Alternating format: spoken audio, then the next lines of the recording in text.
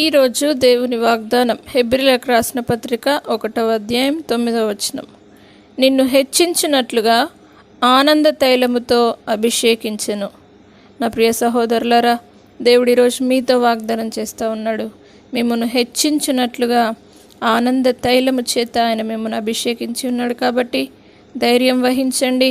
దేవుడు తప్పకుండా ఆనంద తైలముతో మిమ్మల్ని అభిషేకించి మిమ్మల్ని ఇంకా హెచ్చించి ఆశీర్వదించి కాపాడునుగాక. ప్రార్థన. పరిశుద్ధుడా, నమ్మదగిన దేవా, మిమ్మల్ని హెచ్చించినట్లుగా ఆనంద తైలముతో అభిషేకిస్తానని సెలవిచ్చిన దేవుడు, నీ వరముల చేత నింపండి, నీ పరిశుద్ధాత్మ శక్తి చేత నింపండి, నీ ఆనంద తైలముతో అభిషేకించి వారిని ఇంకా హెచ్చించండి. నాయన, నీకు వందనాలు. దేవ, దీనులను పెంట కుప్ప నుండి పైకి లేవనెత్తుతానన్నావు. అలాంటి నీ వాగ్దానం చేత ప్రతి ఒక్కరిని నింపి వారిని హెచ్చించి నీ ఆనంద తైలముతో అభిషేకించుమని యేసు పరిశుద్ధ నామమును బట్టి అడిగి వేడుకుంటున్నాము తండ్రి. ఆమేన్.